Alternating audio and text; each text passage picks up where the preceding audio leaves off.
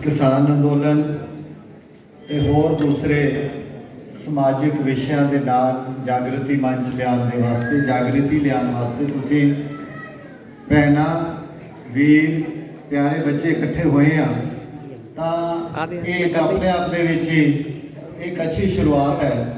जिवें दिल्ली के बार्डर के उत्ते किसान मजदूर इकट्ठे होके अपने हकों की मंग कर रहे हैं, जिहड़े खेती कानून है उन्होंने वापस करन की मंग कर रहे हैं, जिहड़ा MSP है मिनिमम सपोर्ट प्राइस है उन्होंने लागू करन की मंग कर रहे हैं।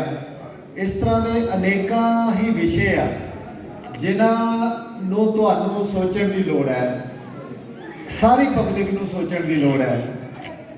मैं 3 बारी जनवरी महीने दे विच सिंघू बॉर्डर से जाके आया। अज सवेरे भी मैं इस करके लेट हो गया क्योंकि एक किसान भवन दे विच एक जिहड़े रिटायर्ड IAS ऑफिसर है और जिहड़े आर्मी के एक्स ऑफिसर है, बहुत सीनियर लैवल के चीफ सैकटरी, ब्रिगेडियर, कर्नल, बहुत सारे बड़े बड़े अफसर जिहड़े रिटायर हुए हैं, उन्होंने एक मीटिंग बुलाई सी और उन्होंने विच ये गल की गई सी कि की आपां नूं करना चाहिए।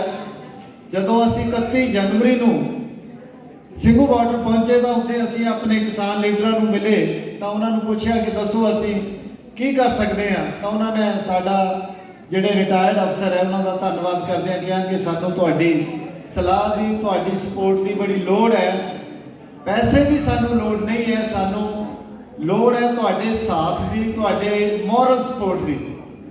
साथियों अज एक गल बड़ी विशेष जिहड़ी सिंघू बॉर्डर के उत्ते मैं देखी, बाकी सारे बॉर्डर के उत्ते भी उही है कि जिहड़ा किसान है वो अपना जात धर्म तो ऊपर उठ के एक हो गया।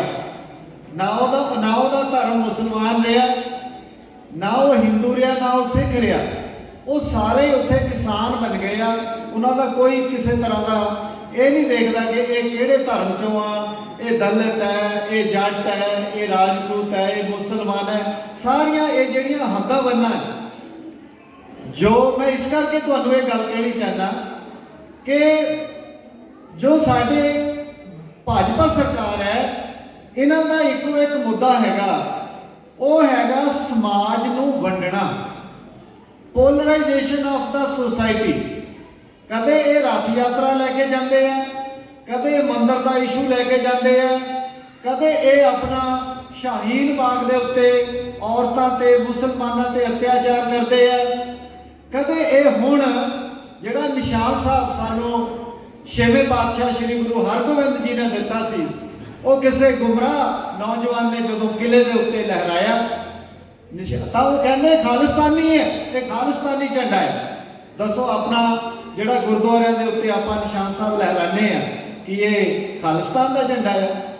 तो इस तरह का प्रचार तंत्र जिहड़ा मोदी सरकार करती है वो लोगों को अपना गुमराह करने वाले पहला मुसलमान ते हिंदुओं को डिवाइड करना उन्होंने सीगा एजेंडा।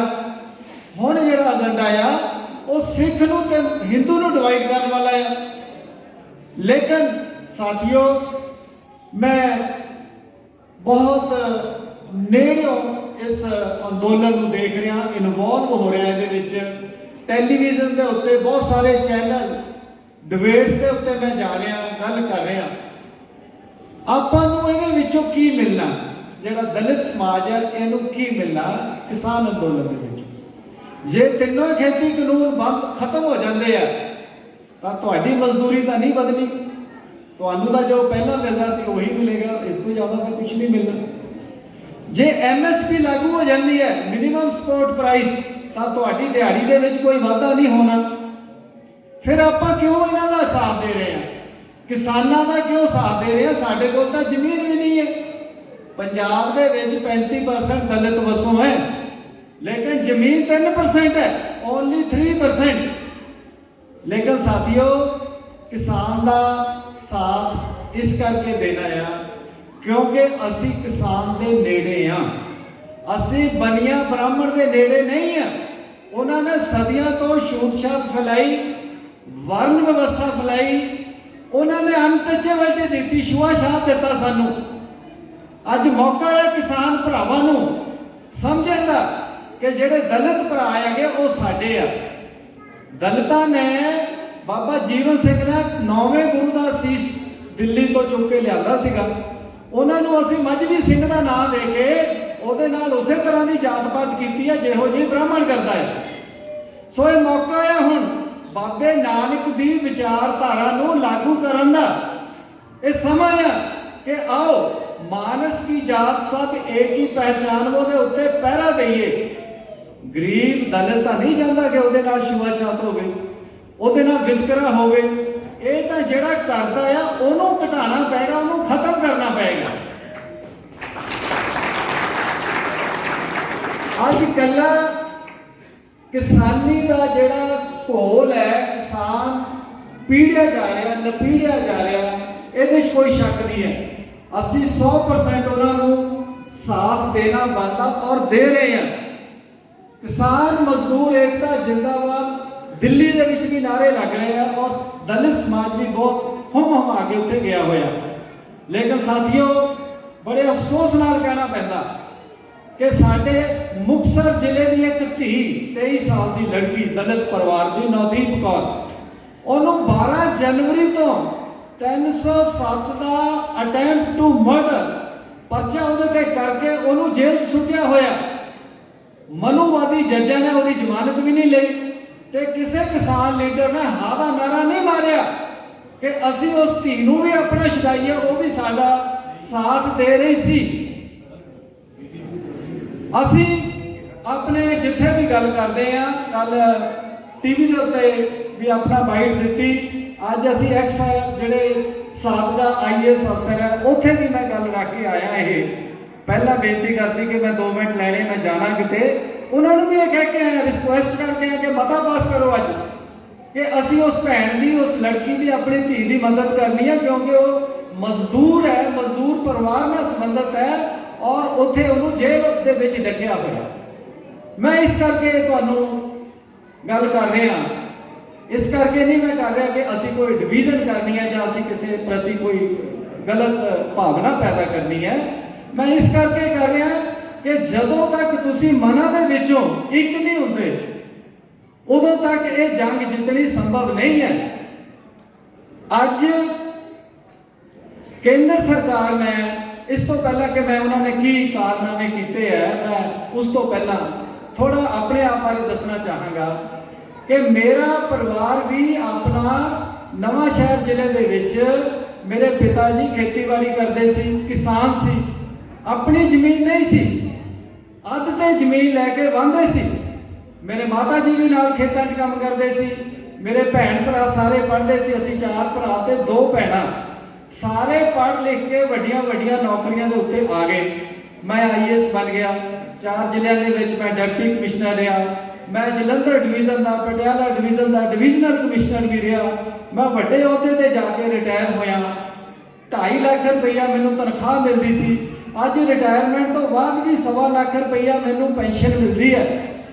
लेकिन जो केंद्र सरकार लेटरल एंट्री लैके आई है, लेटरल एंट्री पता की है, बिना UPSC दे, बिना किसी इम्तिहान दे सीधे अपने बुला के जिन्हों मर्जी जॉइंट सैकटरी, डायरैक्टर, IAS जिहड़ा मर्जी अहुदा दे दिता जाएगा।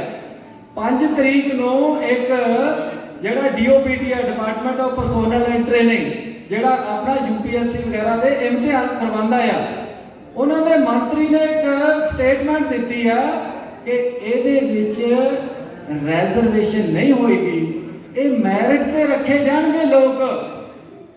हौली हौली ये जिहड़ी भाजपा सरकार है, इन्होंने 2024 का जिहड़ा इलैक्शन आना उस तो पहला तुहाडे विचों किसी नूं भी नौकरी देनी बंद कर देनी है। ये सोच के चलो कि तुसी बच्चों नूं BA, MA, PhD, MBA करवा लिओ, लेकिन नौकरी नहीं मिलनी। जे नौकरी ना मिली तो पढ़ाने का की फायदा है। साडा बनदा हक भाजपा सरकार सानू देण ना देण दे वास्ते ढंग तरीके लभ चुकी है, इंप्लीमेंट कर चुकी है। इस करके ये जिहड़ा समाज है, जदों असीं इहदी गल करदे हां किसान दे नाल, जट दे नाल, उन्हां नूं असीं कहने कि असीं तुहाडा साथ दे रहे ते तुसीं भी साडा साथ दिओ। असीं तुहाडा हक नहीं खोना चाहते, लेकिन जो साडा दलित समाज का हक है वो ना कोई खोवे, उहदे वास्ते साडा साथ दिओ। इस करके ये जिहड़ी लड़ाई है कल्ली किसान की जां जट की लड़ाई नहीं है। जे असीं कल्ले कल्ले, मैनूं बहुत अच्छा एक नारा लग्या, कल्ले कल्ले कुटना खाओ और इकट्ठे होके गदर मचाओ। बहुत सोहना नारा, जिस भी बच्चे ने नौजवान ने लिखा हैगा। इकट्ठे होने की लोड़ है, क्योंकि जिहड़ा दुश्मन है वो सानू कदे मुसलमान नूं कुटदा, कदे वो दलितां नूं कुटदा, हुण सिखां दी वारी आई होई है, हुण उन्हां नूं कुटना चाहता। जे इकट्ठे हो जाएंगे, जिवें गाजीपुर बॉर्डर के उत्ते राकेश टिकैत ने अपना वो लीड जिहड़ी लई है सारे किसानां दी, और नवें सिरों फेल हो गया मोर्चा, नवें सिरों फिर खड़ा कर दिता, तो उस तरीके दे नाल किसान नूं भी दलित नूं भी अपनी जिहड़ियां सांझियां मंगां आ उन्हां ते इकट्ठा होना पैंदा। ये जिहड़ा किसानी बारे मैं गल करांगा कि जिहड़ा किसान का अंदोलन है कि किसानी कानून, काले कानून वापस लो, ये जिहड़ा समझण दी लोड़ है। किसान दे उत्ते तां असर होना है, पर किसान जिहदे कोल जमीन है वो इन्ना सक्षम हैगा कि वो अनाज पैदा कर लेगा, सब्जी साग पैदा कर लेगा, चावल गेहूं कणक पैदा कर लेगा। लेकिन जिहड़ा दलित है जिहदे कोल जमीन नहीं है, जिहड़ा शहरां 'च रह रहा बंदा, वो की पैदा करेगा, वो की खाएगा। जदों कारपोरेट सैक्टर ने अकल्ले अकल्ले आलू के उपर, टमाटर के उपर, गोभी के फुल के उत्ते, प्याज के उत्ते उन्होंने एक स्टिकर ला देना कि 20 रुपए का, ये 30 रुपए का, ये 25 रुपए का, ये 50 रुपए का, तो तुहानूं वो खरीदना ही पैना है। जिहड़ी 5 रुपए किलो गोभी अज जे वो स्टोर के विचों 50 रुपए नूं भी मिलेगी जां 100 रुपए नूं भी मिलेगी, तो तुहानूं की करोगे। कंज्यूमर जिहड़ा कंज्यूमर है, जिन्हें खाना पीना या अनाज रोटी तो सबनूं चाहिदी है, लेकिन ये सरकार, ये बणियां ते ब्राह्मणां दी सरकार, इहदे विच एक भी दलित मंत्री नहीं है, एक भी किसान मंत्री नहीं है। ये सारे दे सारे शहरी एक कारपोरेट के पैसों के नाल बनी हुई सरकार है। अमोलक सिंह जी दस रहे थे कि एक घराने नूं 8,165 कितना कह रहे थे करोड़ एक दिन की कमाई है। वो जी कमाई 8,000 करोड़ है एक दिन की, वो 2-4 दिनों की कमाई अपना मोदी साहब को दे देंगे कि तुसी इलैक्शन लड़ो, तुसी अपनी सरकार बनाओ। और उस तो बाद वो लोग ਜਿਹੜੇ लेटरल एंट्री राही आते हैं, 2019 ਦੇ ਵਿੱਚ 9 लोग आए थे, 9 लोग ज्वाइंट सैकटरी। ਜਦੋਂ ਅਸੀਂ IAS की परीक्षा ਦਿੰਨੇ ਆ ਤਾਂ 3-4 साल मेहनत करके दिन रात करके 18-18 घंटे पढ़ के ਜਦੋਂ इम्तिहान ਦਿੰਨੇ ਆ सिलेक्शन होंगी है, 20 साल की नौकरी तो बाद ज्वाइंट सैकटरी बनता। तो भाजपा सरकार ने सीधा चुकिया, अमरजीत ये मेरा रिश्तेदार है, मैंबी साहब तू आ जा, तेन ज्वाइंट सैकटरी लाने। कोई इम्तिहान नहीं, कोई इंटरव्यू नहीं, कोई लेना देना नहीं। नलैक तो नलैक बंदे इन्हां दे वो अपने उन्होंने कानून बनाने वास्ते बिठा दिता गया। जेडे हाई कोर्ट ते सुप्रीम कोर्ट के जज बनते हैं वो किद्दां बनते हैं। शेड्यूल्ड कास्ट 35 करोड़ आबादी है इंडिया दे विच। पिछले 73 सालों का जदों का देश आज़ाद होया, एक पहला KC बालाकृष्णन सुप्रीम कोर्ट च गए सी, वो भी KR नारायणन जदों scheduled caste president of India सी उस वेले गया सी, उन्होंने जान नहीं सी देना चाहते हो। हुण एक मिस्टर गवई है, 2 बंदे सुप्रीम कोर्ट पहुंचे। पंजाब ते हरियाणा हाई कोर्ट लै लो, कोई सैशन जज भावें चले जाए थल्ले प्रमोट हो गए 2-3 बंदे, नहीं तो 50-52 जजां दे विच एक भी जज वकीलों चों लै लेंदे आ। वो सारे दे सारे जिहड़े शर्मा जी है, गर्ग साहब है, अग्रवाल साहब है, कोई होर अरोड़ा आ, शेड्यूल्ड कास्ट बंदा उत्थे अज तक सिर्फ एक भर्ती होया। अजकल मिस्टर चौहान है, जतिंदर चौहान, ਉਹਨੂੰ ਛੱਡ ਕੇ ਇੱਕ ਵੀ 73 ਸਾਲਾਂ ਦੇ ਵਿੱਚ ਹਾਈ ਕੋਰਟ ਦੇ ਵਿੱਚ ਬੰਦਾ ਨਹੀਂ ਗਿਆ। ਪੰਜਾਬ ਦੀ ਧਰਤੀ 35% ਜਿਹੜੇ ਸ਼ਡਿਊਲਡ ਕਾਸਟ ਲੋਕੀ ਰਹਿੰਦੇ ਆ, ਹਰ ਤੀਜਾ ਬੰਦਾ ਸ਼ਡਿਊਲਡ ਕਾਸਟ ਹੈ, ਲੇਕਿਨ ਤੁਹਾਡੀ ਨੁਮਾਇੰਦਗੀ ਨਹੀਂ ਹੈ। ਆਉਣ ਵਾਲੇ ਸਮੇਂ ਦੇ ਵਿੱਚ ਇਹ ਨੁਮਾਇੰਦਗੀ ਜ਼ੀਰੋ ਕਰ ਦਿੱਤੀ ਜਾਣੀ ਹੈ। 2024 ਦੇ ਵਿੱਚ ਅਗਰ ਤੁਸੀਂ ਫਿਰ ਸਰਕਾਰ ਚੁਣੀ, ਸਾਡੇ ਇੱਥੇ ਮੂਰਖ ਜਿਹੇ ਬੰਦੇ ਪੰਜਾਬ ਦੇ ਉੱਥੇ ਮੰਤਰੀ ਬਣ ਜਾਂਦੇ ਆ, ਕੋਈ ਪ੍ਰੈਜ਼ੀਡੈਂਟ ਬਣ ਜਾਂਦੇ, ਕੋਈ ਕੁਛ ਬਣ ਜਾਂਦਾ ਆ, ਲੇਕਿਨ ਸਾਡੇ ਵਾਸਤੇ ਕੀ ਕਰਦੇ ਆ? ਹਾਥਰਸ ਦਾ ਕੇਸ ਮੌਲਿਕ ਸਿੰਘ ਜੀ ਨੇ ਦੱਸਿਆ, ਜ਼ਿਕਰ ਕੀਤਾ, 71 ਮੈਂਬਰ ਪਾਰਲੀਮੈਂਟ ਹੈ ਸ਼ਡਿਊਲਡ ਕਾਸਟ ਭਾਜਪਾ ਸਰਕਾਰ 'ਚ, 71 ਇੱਕ ਵੀ ਐਮਪੀ ਨੇ ਹਾਂ ਦਾ ਨਾਰਾ ਨਹੀਂ ਮਾਰਿਆ, ਇਹ ਨਹੀਂ ਬਿਆਨ ਦਿੱਤਾ ਕਿ ਜੋਗੀ ਸਰਕਾਰ ਨੂੰ ਉਹਨਾਂ ਦੇ ਖਿਲਾਫ ਐਕਸ਼ਨ ਲੈਣਾ ਚਾਹੀਦਾ ਨਾ। ਇਹ ਸਾਡੇ ਨੁਮਾਇੰਦੇ ਨਹੀਂ ਹੈ।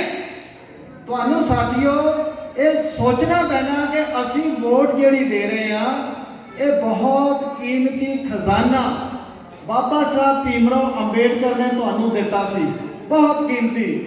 ਉਹਨਾਂ ਨੇ ਕਿਹਾ ਸੀ ਕਿ ਮੈਂ ਅੱਜ ਤੋਂ ਬਾਅਦ ਰਾਜਾ ਰਾਣੀ ਦੇ ਪੇਟ ਚੋਂ ਜੰਮਣਾ ਬੰਦ ਕਰ ਦਿੱਤਾ, ਹੁਣ ਰਾਜਾ ਬੈਲਟ ਬਾਕਸ ਤੋਂ ਨਿਕਲਿਆ ਕਰੇਗਾ।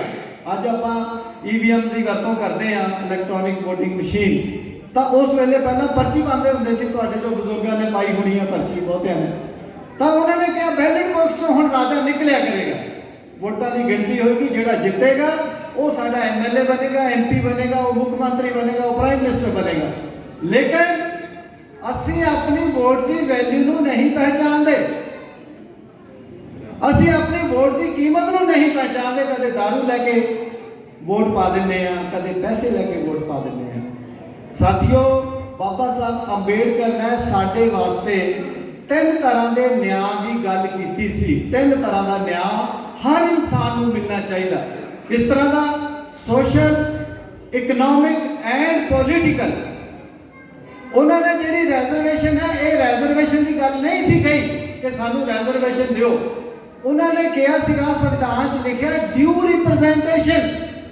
ਡਿਊ ਰਿਪਰੈਜ਼ੈਂਟੇਸ਼ਨ ਦਾ ਮਤਲਬ ਹੈ ਕਿ ਜਿੰਨੀ ਆਬਾਦੀ ਹੈ ਉਹ ਸਾਡੀ, ਉੱਥੇ ਸਾਨੂੰ ਉਹਦੀ ਬਰਾਬਰ ਉਸਦੀ। ਜੇ ਸਾਡੀ 15% ਆਬਾਦੀ ਸੀ 1931 ਦੇ ਵਿੱਚ, ਤਾਂ 15% ਜਿਹੜੇ ਹਰ ਵਰਗ ਦੇ ਵਿੱਚ, ਹਰ ਪੋਸਟ ਤੇ ਸਾਡੀ ਸਿਲੈਕਸ਼ਨ ਹੋਣੀ ਚਾਹੀਦੀ ਹੈ। ਭਾਵੇਂ ਇੰਜੀਨੀਅਰ ਹੋਣ, ਭਾਵੇਂ ਡਾਕਟਰ ਹੋਣ, ਭਾਵੇਂ ਆਈਏਐਸ ਹੋਣ, ਭਾਵੇਂ ਆਈਪੀਐਸ ਹੋਣ, ਭਾਵੇਂ ਡੀਐਸਪੀ ਹੋਣ, ਉੱਥੇ ਸਾਡੀ ਨੁਮਾਇੰਦਗੀ ਹੋਣੀ ਚਾਹੀਦੀ ਹੈ। ਐਡਮਿਸ਼ਨ ਹੋਣੀ ਚਾਹੀਦੀ ਹੈ। ਮੈਡੀਕਲ ਸਕੂਲ ਆਪਣਾ ਕਾਲਜ 'ਚ ਐਡਮਿਸ਼ਨ ਲੈਣਾ, ਇੰਜੀਨੀਅਰਿੰਗ ਕਾਲਜ ਦੇ ਵਿੱਚ ਲੈਣਾ। ਸਾਥੀਓ, ਜਿੰਨਾ ਚਿਰ ਤਾਂ ਸਾਡੇ ਸਮਾਜ ਦੇ ਲੋਕ ਨਹੀਂ ਸੀ ਪੜ੍ਹੇ ਲਿਖੇ, ਇਹਨਾਂ ਨੇ ਕਿਸੇ ਨੇ ਵਿਰੋਧਤਾ ਨਹੀਂ ਕੀਤੀ ਕਿ ਰਿਜ਼ਰਵੇਸ਼ਨ ਦੇ ਖਿਲਾਫ ਕੋਈ ਮੂਵਮੈਂਟ ਚਲਾਉਣ ਦੀ ਗੱਲ ਹੈ। ਅੱਜ ਕੱਲ੍ਹ ਜਨਰਲ ਕੈਟਾਗਰੀ ਦੀਆਂ ਐਸੋਸੀਏਸ਼ਨਾਂ ਬਣ ਗਈਆਂ। ਸਾਡੇ ਕੋਲ ਜ਼ਮੀਨ ਨਹੀਂ ਹੈ, ਸਾਡੇ ਕੋਲ ਨੌਕਰੀਆਂ ਨਹੀਂ ਹੈ, ਸਾਡੇ ਕੋਲ ਇੰਡਸਟਰੀ ਨਹੀਂ ਹੈ, ਬਿਜ਼ਨਸ ਨਹੀਂ ਹੈ, ਟ੍ਰੇਡ ਨਹੀਂ ਹੈ, ਤੇ ਫਿਰ ਸਾਡੇ ਬੱਚੇ ਜਦੋਂ ਵੱਡੇ ਹੋਣਗੇ, ਪੜ੍ਹ ਲਿਖ ਵੀ ਜਾਣਗੇ, ਤਾਂ ਉਹ ਕਿੱਥੇ ਜਾਣਗੇ? ਸੋ ਸਾਨੂੰ, ਜਦੋਂ ਅਸੀਂ ਕਿਸਾਨ ਦਾ ਸਾਥ ਦੇਣ ਦੀ ਗੱਲ ਕਰਦੇ ਹਾਂ, ਤਾਂ ਅਸੀਂ ਕਿਸਾਨ ਨੂੰ ਇਹ ਵੀ ਪੁੱਛਣਾ ਹੈ ਕਿ ਸਾਡੇ ਵਾਸਤੇ ਕਿਸਾਨ ਕੀ ਸੋਚ ਰਿਹਾ, ਸਾਡੇ ਸਮਾਜ ਨੂੰ ਕਿਸਾਨ ਦੀ ਕਿਸ ਤਰ੍ਹਾਂ ਦੀ ਹੈਲਪ ਮਿਲੇਗੀ, ਸਾਡੇ ਸਮਾਜ ਦੇ ਬੱਚਿਆਂ ਨੂੰ ਆਉਣ ਵਾਲੇ ਸਮੇਂ 'ਚ ਕਿਸ ਤਰ੍ਹਾਂ ਦਾ ਭਵਿੱਖ ਮਿਲੇਗਾ। ਮੈਂ ਇਸ ਕਰਕੇ ਕਹਿ ਰਿਹਾ ਤੁਹਾਨੂੰ ਦੋਸਤੋ ਕਿ ਮੈਂ ਭਾਵੇਂ ਆਈਏਐਸ ਬਣ ਕੇ ਬਹੁਤ ਵੱਡੀ ਨੌਕਰੀ ਤੇ ਪਹੁੰਚ ਕੇ ਬਹੁਤ ਵੱਡਾ ਆਪਣੇ ਆਪ ਨੂੰ ਉਸ ਗਰੀਬੀ ਦੇ ਵਿੱਚੋਂ ਕੱਢ ਲਿਆ ਤੇ ਉਸ ਮੁਕਾਮ ਤੇ ਪਹੁੰਚ ਗਿਆ ਜਿੱਥੇ ਮੇਰੇ ਬੱਚੇ ਵੀ ਬਹੁਤ ਅੱਛਾ ਕੰਮ ਕਰ ਰਹੇ ਆ, ਅੱਛੀ ਕਮਾਈ ਕਰ ਰਹੇ ਆ, ਲੇਕਿਨ ਪਿੰਡਾਂ ਦੇ ਵਿੱਚ ਬੈਠਾ ਮੇਰਾ ਜਿਹੜਾ ਸਮਾਜ ਹੈ, ਉਹ ਉਹਨਾਂ ਦੀ ਪੋਜੀਸ਼ਨ ਅੱਜ ਵੀ ਉਹੀ ਹੈ। ਉਹ ਅੱਜ ਵੀ ਸਾਡੀਆਂ ਭੈਣਾਂ ਖੇਤਾਂ ਦੇ ਵਿੱਚ ਜਾ ਕੇ ਪੱਠੇ ਖੋਦ ਕੇ ਲਿਆਉਂਦੀਆਂ, ਅੱਜ ਵੀ ਸਾਡੇ ਬੱਚੇ ਦੋ ਵਕਤ ਦੀ ਰੋਟੀ ਬੜੀ ਮੁਸ਼ਕਲ ਨਾਲ ਖਾ ਪਾਉਂਦੇ ਆ। ਸਕੂਲਾਂ ਦੇ ਵਿੱਚ ਟੀਚਰ ਨਹੀਂ ਹੈ, ਜੇ ਟੀਚਰ ਹੈ ਤਾਂ ਪੜ੍ਹਾਉਂਦੇ ਨਹੀਂ ਹੈ, ਜੇ ਪੜ੍ਹਦੇ ਆ ਤਾਂ ਉਹਨਾਂ ਨੂੰ ਅੱਗੇ ਨੌਕਰੀਆਂ ਨਹੀਂ। ਐਜੂਕੇਸ਼ਨ ਦਾ ਭੱਠਾ ਬਿਠਾਤਾ ਮਨਮੋਹਨ ਸਿੰਘ ਨੇ ਜਦੋਂ 1992 ਦੇ ਵਿੱਚ ਰਿਫਾਰਮ ਲੈ ਕੇ ਆਉਂਦੇ, ਪ੍ਰਾਈਵੇਟ ਐਜੂਕੇਸ਼ਨ ਲੈ ਆਂਦੀ, ਪ੍ਰਾਈਵੇਟ ਯੂਨੀਵਰਸਿਟੀਆਂ ਬਣਾਤੀਆਂ, ਪ੍ਰਾਈਵੇਟ ਕਾਲਜ ਬਣ ਗਏ, ਉਹਨਾਂ ਦੇ ਨਾਲ ਸਕੂਲਾਂ ਦੇ ਵਿੱਚੋਂ, ਸਰਕਾਰੀ ਸਕੂਲਾਂ ਦੇ ਵਿੱਚੋਂ ਜਿਹੜੇ ਬੱਚੇ ਪੜ੍ਹ ਕੇ ਗਏ ਆ ਉਹਨਾਂ ਦਾ ਮੁਕਾਬਲਾ ਨਹੀਂ ਕਰ ਸਕਦੇ। ਕਹਿੰਦੇ ਹੈਲਥ ਸਿਸਟਮ ਦੇ ਵਿੱਚ ਵੱਡੇ ਵੱਡੇ ਹਸਪਤਾਲ ਬਣਾਤੇ, ਫੋਰਟੀਜ਼ ਤੇ ਆਪਣੇ ਮੈਕਸ ਦੇ ਤਰ੍ਹਾਂ ਦੇ ਬਹੁਤ ਵੱਡੇ ਵੱਡੇ ਹਸਪਤਾਲ ਬਣ ਗਏ ਕਿ ਇਹਨਾਂ ਦੇ ਨਾਲ ਕੁਆਲਿਟੀ ਹੈਲਥ ਆਏਗੀ। ਲੇਕਿਨ ਸਰਕਾਰੀ ਹਸਪਤਾਲਾਂ ਦੇ ਵਿੱਚ ਜਾਂ ਡਾਕਟਰ ਨਹੀਂ ਹੈ, ਜਾਂ ਨਰਸ ਨਹੀਂ ਹੈ, ਜਾਂ ਦਵਾਈਆਂ ਨਹੀਂ ਹੈ, ਉੱਥੇ ਜਿਹੜਾ ਗਰੀਬ ਆਦਮੀ ਜਾਂਦਾ ਆ ਉਹ ਚਾਹੇ ਮਰੇ ਚਾਹੇ ਜੀਵੇ, ਸਰਕਾਰ ਨੂੰ ਕੋਈ ਫਰਕ ਨਹੀਂ। ਸੋ ਇਸ ਕਰਕੇ ਤੁਹਾਡੇ ਹੱਥ ਦੇ ਵਿੱਚ ਬਹੁਤ ਵੱਡੀ ਤਾਕਤ ਹੈ। ਮੋਦੀ ਦਾ ਬਾਪ ਵੀ ਤੁਹਾਨੂੰ ਨਹੀਂ ਹਰਾ ਸਕਦਾ ਜੇ ਤੁਹਾਨੂੰ ਆਪਣੀ ਕੀਮਤ ਪਤਾ ਲੱਗ ਜਾਵੇ, ਜੇ ਤੁਸੀਂ ਇਕਮੁੱਠ ਹੋ ਜਾਵੋ। गुरु रविदास जी ने कहा सी, ऐसा चाहूं राज में जहां मिले सबन को अन, छोट बड़ो संग बसे रविदास रहे प्रसन्न। एक ये जेड़ी बाणी है ये अपना अध्यात्मिक नहीं है, ये कोई अपने स्पिरिचुअल अपलिफ्टमेंट नहीं है, ये पॉलिटिकल स्टेटमेंट है, ये राजनीतिक स्टेटमेंट है कि भाई सारे बराबर रहन, कोई छुआछात ऊंच नीच ना होवे ते सब नूं रोटी मिले ते सारे खुश रहन। असीं पढ़ लेंगे हैं लेकिन अमल नहीं करते। गुरु रविदास जी ने एक बहुत प्यारा दोहा गुरबाणी च दर्ज किया, गुरु अर्जन देव जी ने गुरु ग्रंथ साहब दे विच, कि उन्होंने कहा कि अपना जो असी लोग हैं, इत्थों दे रहण वाले लोग हैं, वशिंदे हैं इस देश के, उन्होंने बारे कहा, दलित समाज बारे क्या, नरपति एक सिंहासन सोया सुपने पया भिखारी। नरपति कहते हैं राजे नूं, नरपति नरां दा राजा, नरां दा पति। नरपति एक सिंहासन सोया सुपने पया भिखारी। सिंहासन ते बैठा बैठा तो नींद आ गई ते सुपना आ रहा, सुपने दे विच भिखिया मंग रहा, भिखारी बन गया। भिखारी की जिहड़ी जून है सब तो माड़ी गिनी जाती है, जिन्हें दूजिया तो मंग के रोटी खानी है, मंग के पैसा लेना, मंग के गुजर बसर करनी है। राजे को सुपना आ रहा तो सुपने में भिखारी बन गया। तो गुरु रविदास जी की कहते हैं, नरपति एक सिंहासन सोया सुपने पया भिखारी, इश्तराज विश्रुत दुख पायो सोगत पई हमारी। राज भाग होंदियां इस जमीना के मालिक, इस देश के मालिक तुसी लोग सी, लेकिन ब्राह्मणवाद ने जो तुहानू दिता, छुआछात दिता, तुहानू अपना वर्ण व्यवस्था दी, तुहानू आपस में ही वंड दिता, ये ब्राह्मण है, क्षत्रिय है, ये वैश्य है, ये शूद्र है, ये अति शूद्र है, ये अनटचेबल है, जिहदे करके भरा भरा दा नहीं रहा, एकता खत्म हो गई, जिहदे करके 800 साल साडा देश गुलाम रहा। ये गल्लां समझणियां पैणगियां, इतिहास पढ़ना पड़ेगा कि असीं गुलाम क्यों रहे। अज भी समाज गुलाम है क्योंकि समाज के कोल पढ़ाई नहीं है, समाज के कोल धन दौलत नहीं है, समाज के कोल इंडस्ट्री नहीं है, ट्रेड नहीं है, उहदे कोल जीण दे साधन नहीं है। असी दुआबे दे लोग भावें दुबई गए होइए, भावें असी किसी बाहरले मुल्क में, कनेडा, अमेरिका, आस्ट्रेलिया, बहुत सारे मुल्कों के विच अज साडा समाज गया होया और जागरूक है, पर साडे विच एकता अजे भी नहीं है। जो बाबा साहब भीमराव अंबेडकर ने नारा दिता सीगा, एजुकेट, एजुकेट एंड ऑर्गेनाइज, पढ़ो जुड़ो संघर्ष करो का जो नारा दिता सी, उस पर भी आपां अमल नहीं किया। जे असीं खुद पढ़ गए, नौकरी लग गए, बड़े अफसर बन गए, 4 पैसे भी आ गए, कोठी आ गई, कार आ गई, पर असीं अपने समाज को भुल गए, तो साडे पढ़िया लिखिया बड़े होने का कोई फायदा नहीं है, तो साडे विच ते ब्राह्मण दे विच भी कोई फर्क नहीं है। सो इस करके साथियों, ये जिहड़ा समा आ, ये समझण दा, अपना जागरूक होने का ते एकमुठ होके संघर्ष करने का समा है। सानू बहुत सारा जिहड़ा मनुवाद है वो साडे विच भी बढ़ गया है। असी शेड्यूल्ड कास्ट पंजाब दे विच 39 जातियां शेड्यूल्ड कास्ट है, लेकिन आपस दे विच भी आपां ना विआह शादियां करते हैं, ना खान पान करते हैं, ना सोशलाइजेशन करते हैं, एक दूजे के नाल आपां उसे तरह का विहार करते हैं जिहो जिहा बाणियां ब्राह्मण साडे नाल करदा है। सो इस करके नौजवान पीढ़ी नूं ਤੇ ਖਾਸ ਕਰ ਮੈਂ ਆਪਣੀਆਂ ਭੈਣਾਂ ਨੂੰ ਤੇ ਮਾਵਾਂ ਨੂੰ ਇਹ ਜ਼ਰੂਰ ਬੇਨਤੀ ਕਰਨੀ ਚਾਹਾਂਗਾ ਕਿ ਭਾਵੇਂ 2 ਵਕਤ ਦੀ ਰੋਟੀ ਦੇ ਵਿੱਚੋਂ 1 ਵਕਤ ਦੀ ਖਾਓ, ਭਾਵੇਂ ਆਪਣਾ 6 ਮਹੀਨਿਆਂ ਦੇ ਵਿੱਚ 2 ਸੂਟ ਲੈਣੇ ਆ ਤਾਂ 1 ਸੂਟ ਲੈ ਲਿਓ, ਲੇਕਿਨ ਆਪਣੀਆਂ ਕੁੜੀਆਂ ਨੂੰ, ਆਪਣੇ ਮੁੰਡਿਆਂ ਨੂੰ ਵੱਧ ਤੋਂ ਵੱਧ ਪੜ੍ਹਾਓ, ਵੱਧ ਤੋਂ ਵੱਧ ਪੜ੍ਹਾਓ। ਉਹ ਜਿੱਥੇ ਵੀ ਪੜ੍ਹਨਗੇ, ਜਿੱਥੇ ਵੀ ਉਹ ਜਾਣਗੇ, ਨੌਕਰੀ ਕਰਨਗੇ, ਵਿਦੇਸ਼ ਜਾਣਗੇ, ਕਿਤੇ ਜਾਣਗੇ, ਉਹ ਸਰਮਾਇਆ, ਐਜੂਕੇਸ਼ਨ ਦਾ ਜਿਹੜਾ ਸਰਮਾਇਆ ਉਹ ਹਮੇਸ਼ਾ ਆਪਣੇ ਨਾਲ ਲੈ ਕੇ ਜਾਣਗੇ ਔਰ ਆਪਣੀ ਤੇ ਆਪਣੇ ਪਰਿਵਾਰ ਦੀ ਤੇ ਆਪਣੇ ਦੇਸ਼ ਦੀ ਤਰੱਕੀ ਵਾਸਤੇ ਯੋਗਦਾਨ ਪਾਉਣਗੇ। ਸੋ ਮੈਂ ਇਸ ਮੁਬਾਰਕ ਮੌਕੇ ਤੇ ਤੁਹਾਨੂੰ ਖਾਸ ਕਰਕੇ ਕਾਂਤੀ ਮੋਹਨ ਜੀ ਨੂੰ, ਅਮਰਜੀਤ ਨੂੰ, ਤੁਹਾਨੂੰ ਸਾਰੇ ਆਯੋਜਕਾਂ ਨੂੰ ਇਸ ਗੱਲ ਦੀ ਵਧਾਈ ਦਿੰਦਾ ਕਿ ਮੈਂ ਇਹ ਆਪਣਾ ਪੰਜਾਬ ਦੇ ਵਿੱਚ ਪਹਿਲਾ ਪਿੰਡ ਦੇਖਿਆ ਜਿਨ੍ਹਾਂ ਨੇ ਇਸ ਪੱਧਰ ਦੇ ਉੱਤੇ ਆਪਣਾ ਇਹ ਹੀਲਾ ਕੀਤਾ, ਇਹ ਯਤਨ ਕੀਤਾ। ਸਾਡੇ ਨਾਲੋਂ ਯੂਪੀ ਤੇ ਹਰਿਆਣਾ ਉਹ ਕਿਤੇ ਜਾਗਰੂਕ ਹੈ। ਤੁਸੀਂ ਦੇਖਿਆ ਹੋਣਾ ਆ, ਟੀਵੀ ਤੇ ਨਜ਼ਰ ਆਉਂਦਾ ਆ, ਬਹੁਤ ਸਾਰੀਆਂ ਮਹਾਂ ਪੰਚਾਇਤਾਂ, ਖਾਪ ਪੰਚਾਇਤਾਂ ਇਹੋ ਜਿਹੇ ਇਕੱਠ ਆਯੋਜਿਤ ਕਰ ਰਹੇ ਆ ਜਿਹਦੇ ਲੱਖਾਂ ਲੋਕੀ ਆ ਕੇ ਬੈਠ ਕੇ ਤੇ ਆਪਣੇ ਲੀਡਰਾਂ ਨੂੰ ਸੁਣਦੇ ਆ। ਸੋ ਅਸੀਂ ਇੱਥੇ ਤੁਸੀਂ ਇਹ ਜਿਹੜੀ ਗੱਲ ਕਰ ਰਹੇ ਹੋ, ਇਹ ਆਪਣਾ ਇਕੱਠ ਕਰ ਰਹੇ ਹੋ, ਤੁਸੀਂ ਵਧਾਈ ਦੇ ਪਾਤਰ ਹੋ।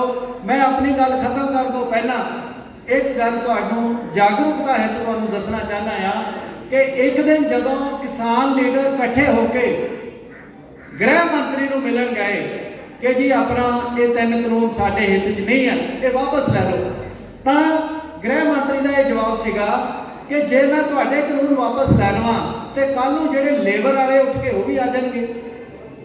ਲੇਕਿਨ ਲੇਬਰ ਵਾਲੇ ਕਿਉਂ ਉੱਠ ਕੇ ਆਣਗੇ ਇਹਦੇ ਬਾਰੇ ਆਪਾਂ ਨੂੰ ਪਤਾ ਨਹੀਂ ਹੈ ਵੀ ਲੇਬਰ ਵਾਲਿਆਂ ਦਾ ਕੀ ਲੈਣਾ ਦੇਣਾ। ਸਾਥੀਓ, ਇਹੋ ਜਿਹੇ 40 ਕਾਨੂੰਨਾਂ ਦੇ ਵਿੱਚ ਕੇਂਦਰ ਸਰਕਾਰ ਨੇ ਸੋਧ ਕਰ ਦਿੱਤੀ ਹੈ ਕਿ ਉਹ ਆਪਣੀ ਜਿਹੜੀ ਲੇਬਰ ਕਲਾਸ ਹੈ ਉਹਨਾਂ ਦੇ ਖਿਲਾਫ, ਉਹਨਾਂ ਦੀ ਜਿਹੜੀ ਰੋਜ਼ੀ ਰੋਟੀ ਹੈ ਉਹ ਖਤਮ ਕਰਕੇ ਉਹਨਾਂ ਨੂੰ ਇੱਕ ਗੁਲਾਮਾਂ ਦੀ ਅਵਸਥਾ ਦੇ ਵਿੱਚ ਕੇਂਦਰ ਸਰਕਾਰ ਨੇ ਲੈ ਆਂਦਾ। ਉਹ ਕਿਹੜੇ ਕਾਨੂੰਨ ਹੈ? ਕੇਂਦਰ ਸਰਕਾਰ ਨੇ ਇੱਕ ਕਾਨੂੰਨ ਪਾਸ ਕੀਤਾ ਜਿਹਦੇ ਵਿੱਚ ਜਿਹੜੀ ਮਿਨੀਮਮ ਵੇਜਸ ਸੀ, ਘੱਟੋ ਘੱਟ ਉਜਰਤ ਸੀ, ਦਿਹਾੜੀ ਸੀ, ਉਹ ਖਤਮ ਕਰ ਦਿੱਤੀ। ਉਹਦੀ ਜਗ੍ਹਾ ਹੁਣ ਘੰਟਿਆਂ ਦੇ ਨਾਲ ਤੁਹਾਨੂੰ ਦਿਹਾੜੀ ਮਿਲਿਆ ਕਰੇਗੀ ਫੈਕਟਰੀਆਂ 'ਚ ਕੰਮ ਕਰਨ ਲਈ। ਤੁਸੀਂ ਦਿਹਾੜੀ ਨਹੀਂ ਮੰਗ ਸਕਦੇ, ਜਿੰਨੇ ਘੰਟੇ ਕੰਮ ਕੀਤਾ ਉਨੇ ਘੰਟੇ ਦਿਹਾੜੀ ਮਿਲੇਗੀ। ਨੰਬਰ 1, ਹਫ਼ਤੇ ਬਾਅਦ ਇੱਕ ਛੁੱਟੀ ਹੁੰਦੀ ਸੀ, ਹਫ਼ਤੇ ਬਾਅਦ ਐਤਵਾਰ ਦੀ ਛੁੱਟੀ ਸੀ, ਜਾਂ ਫੈਕਟਰੀ ਵਾਲੇ ਆਪਣੀ ਮਰਜ਼ੀ ਨਾਲ ਕੋਈ ਹੋਰ ਦਿਨ ਫਿਕਸ ਕਰਕੇ ਇੱਕ ਛੁੱਟੀ ਦਿੰਦੇ ਸੀ ਹਫ਼ਤੇ 'ਚ, ਉਹ ਛੁੱਟੀ ਖਤਮ ਕਰਤੀ ਗਈ। ਸਵੇਰੇ 8 ਵਜੇ ਤੋਂ ਲੈ ਕੇ ਰਾਤ ਦੇ 8 ਵਜੇ ਤੱਕ ਤੁਹਾਡੇ ਤੋਂ ਸਿਰਫ 8 ਘੰਟੇ ਕੰਮ ਲਿਆ ਜਾਂਦਾ ਸੀ। ਹੁਣ ਉਹ ਘੰਟੇ 12 ਕਰ ਦਿੱਤੇ ਆ ਤੇ ਸਵੇਰੇ 6 ਵਜੇ ਤੋਂ ਲੈ ਕੇ ਸਮਾਂ ਰਾਤ ਦੇ 12 ਵਜੇ ਤੱਕ ਕਰ ਦਿੱਤਾ ਗਿਆ। ਫਿਰ ਤੁਹਾਨੂੰ ਜਿਹੜਾ ਯੂਨੀਅਨ ਬਣਾ ਕੇ ਤੁਸੀਂ ਆਪਣਾ ਪ੍ਰੋਟੈਸਟ ਕਰਨਾ ਹੈ, ਕੋਈ ਆਪਣਾ ਇਕੱਠੇ ਹੋ ਕੇ ਕਿ ਸਾਡਾ ਇਹ ਮੈਨੇਜਮੈਂਟ ਸਾਨੂੰ ਗੁੰਮਰਾਹ ਕਰ ਰਹੀ ਹੈ, ਸਾਨੂੰ ਵੇਜਸ ਨਹੀਂ ਵਧਾ ਰਹੀ, ਸਾਡੀ ਤਨਖਾਹ ਨਹੀਂ ਵਧਾ ਰਹੀ, ਜਾਂ ਸਾਡੇ ਨਾਲ ਧੱਕਾ ਕਰ ਰਹੀ ਹੈ ਕਿਸੇ ਗੱਲ ਕਰਕੇ। ਉਹ ਜਿਹੜੇ ਕਾਨੂੰਨ ਹੈ ਉਹ ਇਸ ਤਰ੍ਹਾਂ ਦੇ ਕਰ ਦਿੱਤੇ ਆ ਕਿ ਜੇ 51% ਮੁਲਾਜ਼ਮ ਲੇਬਰ ਇਕੱਠੀ ਹੋ ਕੇ ਡਿਮਾਂਡ ਕਰੇਗੀ ਤਾਂ ਯੂਨੀਅਨ ਬਣਾ ਸਕਦੇ ਆ। ਜੇ ਵੱਡੇ ਅਦਾਰੇ ਜਿਵੇਂ ਰੇਲਵੇ ਆ ਔਰ ਉੱਥੇ ਅਗਰ ਲੱਖ ਬੰਦਾ ਮੁਲਾਜ਼ਮ ਹੈ, ਜੇ 51,000 ਬੰਦਾ ਰੈਜ਼ੋਲੂਸ਼ਨ ਪਾਸ ਕਰੇਗਾ ਤਾਂ ਤੁਸੀਂ ਯੂਨੀਅਨ ਬਣਾ ਸਕਦੇ ਆ, ਨਹੀਂ ਤਾਂ ਨਹੀਂ ਬਣਾ ਸਕਦੇ। ਫਿਰ ਇਹ ਵੀ ਪਾਸ ਕਰ ਦਿੱਤਾ ਕੇਂਦਰ ਸਰਕਾਰ ਨੇ ਕਿ ਵੀ ਜੇ ਕਿਸੇ ਨੂੰ ਤਕਲੀਫ ਹੈ, ਆਪਣੇ ਜਿਹੜਾ ਮਾਲਿਕ ਹੈ ਉਹਦੇ ਪ੍ਰਤੀ ਕੋਈ ਤਕਲੀਫ ਹੈ, ਮੈਨੂੰ ਆਪਣੀ ਤਨਖਾਹ ਨਹੀਂ ਮਿਲੀ ਜਾਂ ਮੈਨੂੰ ਕੋਈ ਹੋਰ ਮੈਨੂੰ ਆਪਣਾ ਮੈਡੀਕਲ ਭੱਤਾ ਨਹੀਂ ਮਿਲਿਆ, ਤਾਂ ਕਿੱਥੇ ਜਾਣਾ ਹੈ? ਪਹਿਲਾਂ ਲੇਬਰ ਕੋਡ ਸੀਗੀਆਂ, ਹੁਣ ਉਹ ਲੇਬਰ ਕੋਡ ਖਤਮ ਕਰਤੀਆਂ। ਤੁਸੀਂ ਕਿਤੇ ਆਪਣੀ ਫਰਿਆਦ ਲੈ ਕੇ ਜਾ ਹੀ ਨਹੀਂ ਸਕਦੇ। ਪਹਿਲਾਂ ਬੀਬੀਆਂ ਸਾਡੀਆਂ ਵੀ ਫੈਕਟਰੀਆਂ 'ਚ ਕੰਮ ਕਰਦੀਆਂ ਸੀ, ਰਾਤ ਦੀ ਸ਼ਿਫਟ ਤੇ ਉਹਨਾਂ ਦੀ ਮਨਾਹੀ ਸੀ ਕਿ ਰਾਤ ਦੀ ਸ਼ਿਫਟ ਵਿੱਚ ਭੈਣਾਂ ਨੇ, ਔਰਤਾਂ ਨੇ ਨਹੀਂ ਜਾਣਾ। ਹੁਣ ਉਹ ਜਿਹੜੀ ਸ਼ਿਫਟ ਹੈ ਖੋਲ ਦਿੱਤੀ ਹੈ ਭਾਜਪਾ ਸਰਕਾਰ ਨੇ ਕਿ ਜੇ ਰਾਤ ਨੂੰ ਔਰਤਾਂ ਤੋਂ ਕੰਮ ਕਰਾਣਾ ਉਹਨਾਂ ਤੋਂ ਵੀ ਕਰਾ ਸਕਦੇ ਹੋ। ਸੋ ਮੇਰੇ ਕਹਿਣ ਤੋਂ ਭਾਵ ਹੈ ਬਹੁਤ ਸਾਰੇ ਲੰਬੇ ਚੌੜੇ ਇਹ ਜਿਹੜੇ ਕਾਨੂੰਨ ਹੈ ਕੇਂਦਰ ਸਰਕਾਰ ਲੈ ਕੇ ਆਈ ਆ, ਇਹ ਤੁਹਾਡੇ ਗੁਲਾਮੀ ਦੇ ਦਰਵਾਜ਼ੇ ਖੋਲ ਰਹੀ ਹੈ। ਜੋ ਬਾਬਾ ਸਾਹਿਬ ਅੰਬੇਡਕਰ ਨੇ ਬੜੀ ਸ਼ਿੱਦਤ ਦੇ ਨਾਲ ਅੰਗਰੇਜ਼ਾਂ ਦੇ ਸਮੇਂ 1942 ਤੋਂ 1946 ਦੇ ਵਿੱਚ ਉਸ ਸਮੇਂ ਦੇ ਵਿੱਚ ਇਹ ਕਾਨੂੰਨ ਪਾਸ ਕੀਤੇ ਸੀ। ਜਦੋਂ ਲੇਬਰ ਮਿਨਿਸਟਰ ਸੀ ਅੰਗਰੇਜ਼ਾਂ ਦੇ ਵੇਲੇ, ਉਦੋਂ ਦੇ ਚੱਲੇ ਆ ਰਹੇ ਸੀਗੇ ਤੇ ਭਾਜਪਾ ਸਰਕਾਰ ਨੇ ਇਹ ਕਾਨੂੰਨ ਮੋਡੀਫਾਈ ਕਰ ਦਿੱਤੇ ਆ ਤਾਂ ਕਿ ਜਿਹੜੀ ਲੇਬਰ ਕਲਾਸ ਹੈ ਇਹ ਆਪਣਾ ਜਦੋਂ ਮਰਜ਼ੀ ਇਹਨੂੰ ਕੱਢ ਸਕਦੇ ਆ, ਜੋ ਮਰਜ਼ੀ ਤਨਖਾਹ ਦਈਏ। ਪਹਿਲਾਂ ਇਹ ਹਫ਼ਤੇ 7 ਤਰੀਕ ਤੱਕ ਸੈਲਰੀ ਜ਼ਰੂਰੀ ਸੀ ਕਿ ਲੇਬਰ ਨੂੰ 7 ਤਰੀਕ ਨੂੰ ਫੈਕਟਰੀ ਵਾਲਿਆਂ ਨੇ ਸੈਲਰੀ ਦੇਣੀ ਹੈ। ਹੁਣ ਉਹ ਹਟਾਤਾ ਕਿ ਤੁਹਾਨੂੰ 15 ਤਰੀਕ ਨੂੰ ਸੈਲਰੀ ਦੇਣ, ਤੁਹਾਨੂੰ 20 ਨੂੰ ਦੇਣ, ਤੁਹਾਨੂੰ 30 ਨੂੰ ਦੇਣ, ਤੁਹਾਨੂੰ ਨਾ ਦੇਣ, ਉਹਨਾਂ ਦੀ ਮਰਜ਼ੀ ਹੈ। ਸੋ ਇਸ ਤਰ੍ਹਾਂ ਦੀ ਜਿਹੜੀ ਜਾਣਕਾਰੀ ਆ ਇਹ ਆਪਣੇ ਸਮਾਜ ਦੇ ਵਿੱਚ ਹੋਣੀ ਚਾਹੀਦੀ ਹੈ, ਸਾਡੇ ਲੀਡਰਾਂ ਵਿੱਚ ਹੋਣੀ ਚਾਹੀਦੀ ਹੈ, ਸਾਡੇ ਕਿਸਾਨ ਲੀਡਰਾਂ 'ਚ ਵੀ ਹੋਣੀ ਚਾਹੀਦੀ ਹੈ। ਜਦੋਂ ਤੁਸੀਂ ਸਾਥ ਚਾਹੁੰਦੇ ਹੋ ਮਜ਼ਦੂਰ ਦਾ ਕਿ ਮਜ਼ਦੂਰ ਕਿਸਾਨ ਏਕਤਾ ਜਿੰਦਾਬਾਦ, ਤੱਕ ਮਜ਼ਦੂਰ ਨੂੰ ਉਹਦੇ ਹੱਕ ਕੀ ਹੈ ਜਾਂ ਤੁਸੀਂ ਉਹਦੇ ਹੱਕ ਮਿਲਣ ਵਿੱਚ ਕਿਵੇਂ ਸਹਾਇਤਾ ਕਰ ਸਕਦੇ ਹੋ, ਇਹਦੇ ਵਾਸਤੇ ਤਾਂ ਜਾਣਕਾਰੀ ਆਪਾਂ ਨੂੰ ਨਹੀਂ ਹੈਗੀ। ਸੋ ਇਸ ਕਰਕੇ ਬੜਾ ਲੰਬਾ ਚੌੜਾ ਵਿਸ਼ਾ ਆ ਜਿਹੜਾ ਬਾਬਾ ਸਾਹਿਬ ਅੰਬੇਡਕਰ ਨੇ ਸੰਵਿਧਾਨ ਲਿਖਿਆ। ਉਹ ਸੰਵਿਧਾਨ ਜੇ ਆਪਾਂ ਇਹ ਕਹੀਏ ਕਿ ਇਸ ਤਰੀਕੇ ਦੇ ਨਾਲ ਰੋਜ਼ ਹੀ ਭਾਜਪਾ ਸਰਕਾਰ ਫਾੜ ਰਹੀ ਹੈ ਔਰ ਸੁੱਟ ਰਹੀ ਹੈ ਤਾਂ ਇਹ ਕੋਈ ਅਤਕਥਨੀ ਨਹੀਂ ਹੈ। ਬਾਬਾ ਸਾਹਿਬ ਦਾ ਸੰਵਿਧਾਨ ਡੇਲੀ ਭਾਜਪਾ ਸਰਕਾਰ ਫਾੜ ਰਹੀ ਹੈ ਤੇ ਸੁੱਟ ਰਹੀ ਹੈ, ਪਰਵਾਹ ਨਹੀਂ ਕਰ ਰਹੀ। ਕਿਵੇਂ? ਆ ਜਿਹੜੀ ਲੇਟਰਲੈਸ ਐਂਟਰੀ ਦੀ ਮੈਂ ਗੱਲ ਕਰਦਾ, ਇਹਦੇ ਸੰਵਿਧਾਨ ਦੇ ਵਿੱਚ ਕੋਈ ਪ੍ਰੋਵੀਜ਼ਨ ਨਹੀਂ ਹੈ। ਇੱਕ ਮੈਂਬਰ ਪਾਰਲੀਮੈਂਟ ਨੇ ਸ਼ਡਿਊਲ ਕਾਸਟ ਨੇ ਜਿਹੜਾ ਰਵੀ ਸ਼ੰਕਰ ਪ੍ਰਸਾਦ ਹੈ, ਲਾਅ ਮਿਨਿਸਟਰ ਹੈ, ਉਹਨੂੰ ਇੱਕ ਬੇਨਤੀ ਪੱਤਰ ਭੇਜਿਆ ਕਿ ਭਈ ਜਿਹੜਾ ਜੁਡੀਸ਼ੀਅਲ ਸਰਵਿਸ ਇੰਟਰੋਡਿਊਸ ਕੀਤੀ ਜਾਵੇ, all India judicial service introduce ਕਰੋ ਤਾਂ ਕਿ ਜਿਹੜੇ ਦਲਿਤਾਂ ਦੇ ਬੱਚੇ, SC ST OBC ਬੱਚੇ ਵੀ ਜੱਜ ਬਣ ਸਕਣ ਹਾਈ ਕੋਰਟ ਦੇ, ਸੁਪਰੀਮ ਕੋਰਟ ਦੇ। ਤਾਂ ਉਹਨਾਂ ਨੇ ਜਵਾਬ ਦਿੱਤਾ, ਮੇਰੇ ਕੋਲ ਲੈਟਰ ਹੈਗੀ ਆ ਕੰਪਨੀ ਦੇ ਵਿੱਚ ਮੋਬਾਈਲ 'ਚ, ਉਹਨਾਂ ਨੇ ਕੀ ਜਵਾਬ ਦਿੱਤਾ ਕਿ ਸੰਵਿਧਾਨ ਦੀ ਧਾਰਾ 124 ਦੇ ਤਹਿਤ ਹਾਈ ਕੋਰਟ ਤੇ ਸੁਪਰੀਮ ਕੋਰਟ ਫੰਕਸ਼ਨ ਕਰਦੀ ਹੈ, ਇਹਦੇ ਵਿੱਚ ਕੋਈ ਪ੍ਰੋਵੀਜ਼ਨ ਨਹੀਂ ਹੈਗੀ ਰਿਜ਼ਰਵੇਸ਼ਨ ਦੀ। ਤਾਂ ਉਹ ਸਾਥੀ ਨੂੰ ਕਿਸੇ ਵਕੀਲ ਨੇ ਪੁੱਛਿਆ ਕਿ ਲਾਅ ਮਿਨਿਸਟਰ ਜੀ ਇਹ ਦੱਸੋ ਕਿ ਜਿਹੜਾ 132 ਆਰਟੀਕਲ ਹੈ ਜਿਹਦੇ ਵਿੱਚ ਆਲ ਇੰਡੀਆ ਸਰਵਿਸ ਦੇ ਵਿੱਚ IAS IPS ਭਰਤੀ ਹੁੰਦੇ ਆ, ਲਿਖਿਆ ਤਾਂ ਉਹਦੇ 'ਚ ਵੀ ਨਹੀਂ ਹੈਗਾ ਕਿ ਰਿਜ਼ਰਵੇਸ਼ਨ ਹੋਏਗੀ, ਉਹਦੇ 'ਚ ਕਿਉਂ ਦੇ ਰਹੇ ਹੋ? ਕਹਿਣ ਤੋਂ ਭਾਵ ਇਹ ਆ ਕਿ ਉਹ ਮਰਜ਼ੀ ਦੀ ਇੰਟਰਪ੍ਰੀਟੇਸ਼ਨ ਕਰਦੇ ਆ, ਜਦੋਂ ਜੀ ਕਰਦਾ ਹੈਗਾ ਕਰ ਲੈਂਦੇ, ਜਦੋਂ ਜੀ ਕਰਦਾ ਨਹੀਂ ਕਰਦੇ। ਸੋ ਇਸ ਕਰਕੇ ਜਿਹੜੇ 10% 2019 ਦੇ ਵਿੱਚ ਇਕਨੋਮਿਕਲੀ ਵੀਕਰ ਸੈਕਸ਼ਨ ਲਈ ਰਿਜ਼ਰਵੇਸ਼ਨ ਲਿਆਂਦੀ ਕੇਂਦਰ ਸਰਕਾਰ ਨੇ ਔਰ ਪੰਜਾਬ ਸਰਕਾਰ ਨੇ ਵੀ ਲਾਗੂ ਕਰ ਦਿੱਤੀ, ਉਹਦਾ ਆਪਣੇ ਸੰਵਿਧਾਨ 'ਚ ਕਿਤੇ ਜ਼ਿਕਰ ਨਹੀਂ ਹੈ ਕਿ ਜੇ ਉਹਦਾ ਗਰੀਬ ਹੋਵੇ, ਬ੍ਰਾਹਮਣ ਬਾਣੀਆ, ਉਹਨੂੰ ਵੀ ਰਿਜ਼ਰਵੇਸ਼ਨ ਦਿੱਤੀ ਜਾ ਸਕਦੀ ਹੈ। ਲੇਟਰ ਐਂਟਰੀ ਤੁਹਾਡੀਆਂ ਨਵੀਆਂ ਚੀਜ਼ਾਂ ਆ ਜਿਹੜੇ ਕਿਸਾਨ ਦੇ ਕਾਨੂੰਨ ਹੈ, ਮੈਂ ਤੁਹਾਡੀ ਜਾਣਕਾਰੀ ਜਿਹੜੇ ਪੜ੍ਹੇ ਲਿਖੇ ਵਿਅਕਤੀ ਸਮਝ ਸਕਦੇ ਆ, ਮੈਂ ਉਹਨਾਂ ਨੂੰ ਦੱਸਣਾ ਚਾਹੁੰਦਾ ਕਿ ਇੱਕ 3 ਲਿਸਟਾਂ ਬਣੀਆਂ ਹੋਈਆਂ ਸੰਵਿਧਾਨ ਦੇ ਵਿੱਚ, 3 ਲਿਸਟਾਂ, ਇੱਕ ਸੈਂਟਰਲ ਲਿਸਟ ਹੈ, ਇੱਕ ਸਟੇਟ ਲਿਸਟ ਹੈ, ਇੱਕ ਕੰਕਰੈਂਟ ਲਿਸਟ ਹੈ। ਜਿਹੜੀ ਸੈਂਟਰਲ ਲਿਸਟ ਹੈ ਉਹਦੇ ਸਿਰਫ ਕੇਂਦਰ ਸਰਕਾਰ ਕਾਨੂੰਨ ਪਾਸ ਕਰਦੀ ਹੈ, ਜਿਹੜੀ ਸਟੇਟ ਲਿਸਟ ਹੈ ਉਹਦੇ ਸਿਰਫ ਸਟੇਟ ਗਵਰਨਮੈਂਟ ਪਾਸ ਕਰਦੀ, ਜਿਵੇਂ ਪੰਜਾਬ ਹੈ, ਹਰਿਆਣਾ ਹੈ। ਇੱਕ ਕੰਕਰੈਂਟ ਲਿਸਟ ਹੈ, ਉਹ ਵਿਸ਼ੇ ਆ ਜਿਹਦੇ ਵਿੱਚ ਕੇਂਦਰ ਵੀ ਤੇ ਸਟੇਟ ਵੀ ਆਪਣਾ ਕਾਨੂੰਨ ਪਾਸ ਕਰ ਸਕਦਾ ਹੈ। ਖੇਤੀਬਾੜੀ ਦਾ ਜਿਹੜਾ ਵਿਸ਼ਾ ਆ, ਐਗਰੀਕਲਚਰ ਦਾ ਜਿਹੜਾ ਵਿਸ਼ਾ ਆ, ਇਹ ਸਟੇਟ ਸਬਜੈਕਟ ਹੈ, ਇਹਦੇ ਤੇ ਕੋਈ ਸੈਂਟਰਲ ਗਵਰਨਮੈਂਟ ਕਾਨੂੰਨ ਪਾਸ ਨਹੀਂ ਕਰ ਸਕਦੀ। ਲੇਕਿਨ ਕੌਣ ਕਹੇ ਰਾਣੀ ਅੱਗਾ ਤੱਕ ਪਾਸ ਕਰ ਦਿੱਤੇ, ਉਹ ਫੂਡ ਸਟਾਫ ਦਾ ਨਾਮ ਦੇ ਕੇ ਉਹਦੇ ਤੇ ਕਾਨੂੰਨ ਪਾਸ ਕਰ ਦਿੱਤੇ। ਤਾਂ ਇਸ ਤਰ੍ਹਾਂ ਜਿਹੜਾ ਬਾਬਾ ਸਾਹਿਬ ਦਾ ਸੰਵਿਧਾਨ ਲਿਖਿਆ ਹੋਇਆ, ਕਈ ਸਾਡੇ ਸਮਾਜ ਦੇ ਜਿਹੜੇ ਦਲਿਤ ਸਮਾਜ ਦੇ ਆਗੂ ਹੈ ਉਹ ਕਈ ਇਹਨਾਂ ਮੋਰਚੇ ਖੋਲ੍ਹੇ ਹੋਏ ਆ, ਸੰਵਿਧਾਨ ਬਚਾਓ ਮੋਰਚਾ।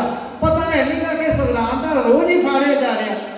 ਸੰਵਿਧਾਨ ਰਿਜ਼ਰਵੇਸ਼ਨ ਜਿਹੜੀ ਹੈ ਬਹੁਤ ਵੱਡਾ ਮੁੱਦਾ ਆ, ਇੱਕ ਕ੍ਰਾਂਤੀਕਾਰੀ ਮੁੱਦਾ ਆ ਜਿਹੜਾ ਸਾਡੇ ਸਮਾਜ ਦੀ ਇੰਪਰੂਵਮੈਂਟ ਵਾਸਤੇ, ਪ੍ਰੋਗਰੈਸ ਵਾਸਤੇ ਬਾਬਾ ਸਾਹਿਬ ਅੰਬੇਡਕਰ ਨੇ ਲੜ ਕੇ ਲਿਆ ਸੀ।